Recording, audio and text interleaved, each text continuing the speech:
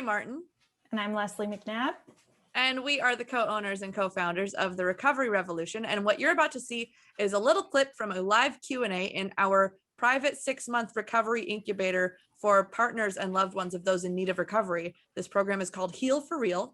And we get into some really deep questions. We give a lot of nuanced answers and solutions for partners and families of those in need of recovery. So if that's you, if you've got questions about that sort of thing, keep tuning in, like and subscribe to our channel so that you can see our Q&A previews every week. We release a new video every week. And in this video, we are going to be talking about communication. We're going to be talking about grounding. We're going to be talking about all sorts of stuff regarding how to share your recovery process and also how to respond to your brain when it gets stuck in patterns of worry. Okay, do we have an overarching topic this week, really? We've been kind of doing that lately where we kind of tend to have things focused in the same topics, but I think this one's going to be kind of a more general Q&A where we're just answering some questions that I think communication, definitely. Yeah. Mm-hmm. Communication, when to communicate, what to communicate, how much, how little, and also where you prioritize yourself and where you prioritize other people. How are you finding that balance? So I think that's a pretty appropriate subject for calm and learning, how to respond versus reacting and being centered before you show up to certain interactions. So yeah. Mm-hmm. And that the A for ask can also be asking other people questions. So to center yourself before you're going to get into a conversation with someone else as well. So yeah. All right. So question number 1 is, I'm wondering how you and others are approaching sharing or not sharing with loved ones about your decision to go through your own recovery process this course. I've told my husband, my mom, and my sister, but only in limited ways, mostly to share the great stuff I'm learning. I don't feel rushed or pressured to share with anyone. I'm just interested in how others have or are handling this.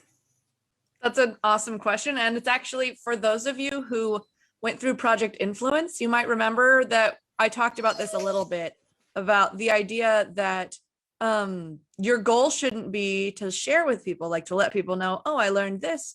The goal is for people to ask you, wow, you've changed. What's your secret?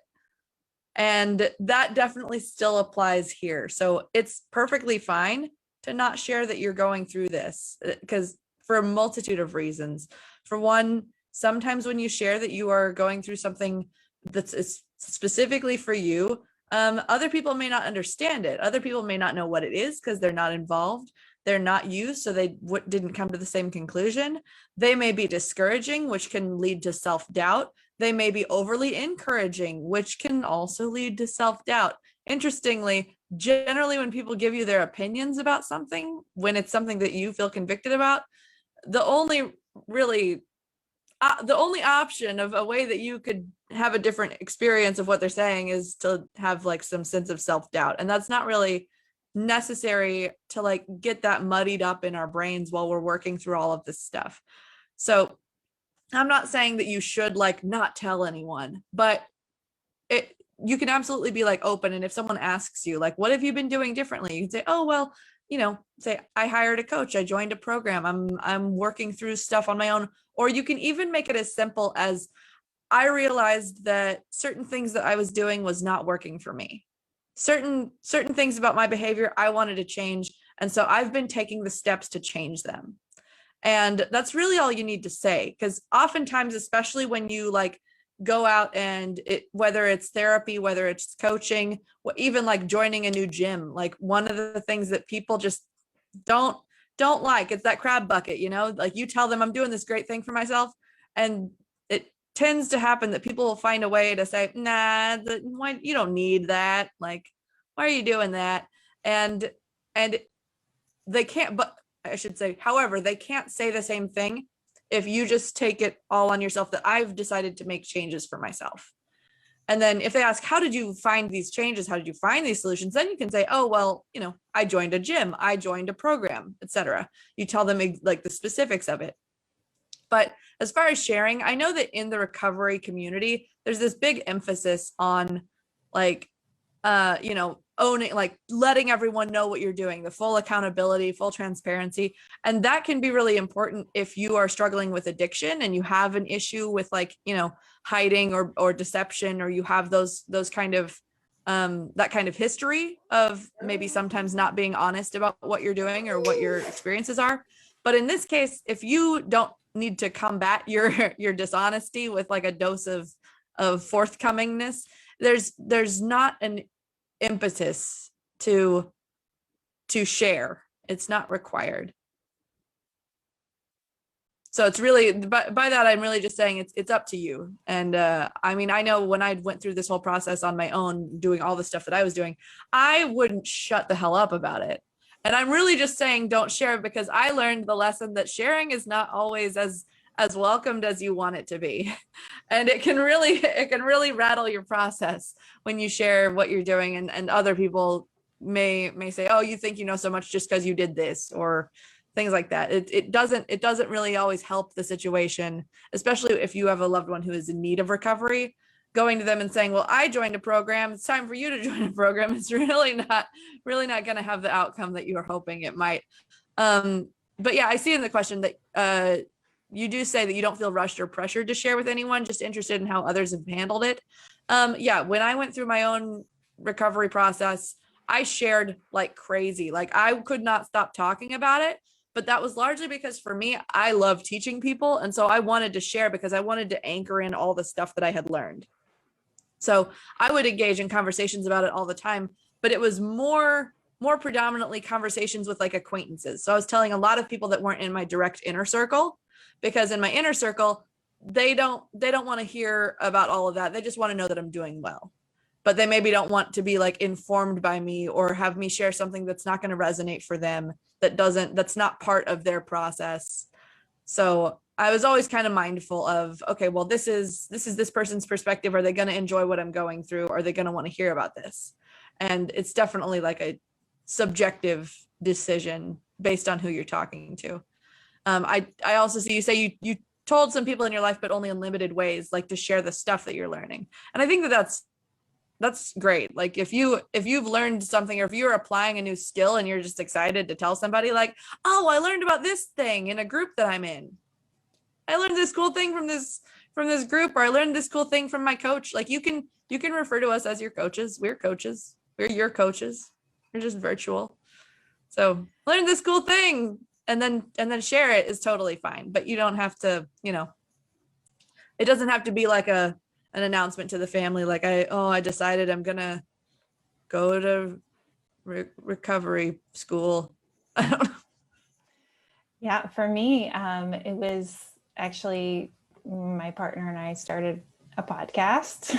So we kind of did have that outward announcement just on both of our recoveries. And it was, we noticed that we were having lots of phone calls and kind of processing things and sharing our experience on both sides. And I don't know, it came up one time, like, I bet other people would appreciate to hear this, this open, honest conversation. And so, that was probably a year into recovery for both of us. So yeah, you don't have to start a podcast, but if it's something that you want to do, like, go for it. And I like that you didn't even start talking about it openly for a year. Like you kind of waited for it to grow legs and really show that it's, something that you're hanging on to. That's something that I've witnessed a lot, and I've done it a lot in other ways as well. Not with regards to this, but with different things I've worked on, that once you kind of start something, you want to tell everyone about it. I think the most powerful time to tell someone something is when you finished it. So I would say like the best way to go about letting people know that you've done this program is at the end of the program. Say, I don't know if you noticed, but some things have changed over the past 6 months, and this is what it's been. this is what it was and this is why, and I'm good now and thanks. Rather than I'm starting this. So because when you enter into I'm just starting this, you're not solid with these habits yet. This is a long-term program, right? We're trying to build new habits that are going to last you a lifetime. The goal is for at the end of the 6 months, you don't need this program ever again.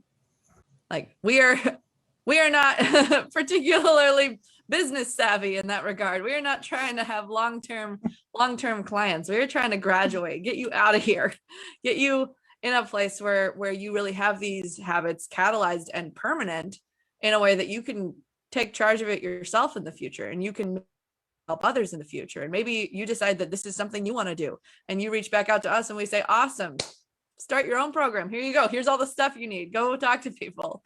Who knows? Like that's the goal. So I would say the best time and the best way to share what you're doing is once you've done it. And for this program, it's only a 6-month program. So you'll have done it by, 6 months from now, 5 months from now.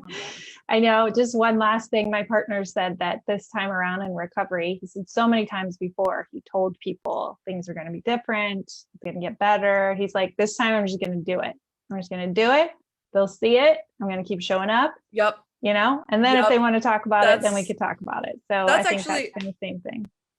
Let me put on my nerd name tag. So that's actually, there's a neurological thing occurring there. Essentially your brain receives the reward of accomplishing a task, especially when you struggle with addiction or anything that's like, chemical addiction. This even happens with like ADHD, which I've experienced a lot of. Your brain experiences the same reward as if you've completed a task when you announce completion of a task or when you announce intention of a task. The positive response socially. So even if you tell people and they're like, that's great, oh my gosh, you're doing such a good job, that can actually kill your progress. So if you haven't actualized, if you haven't done the thing yet, you've just started the thing. One of the worst things for completion on a task is to let people know that you've started a task.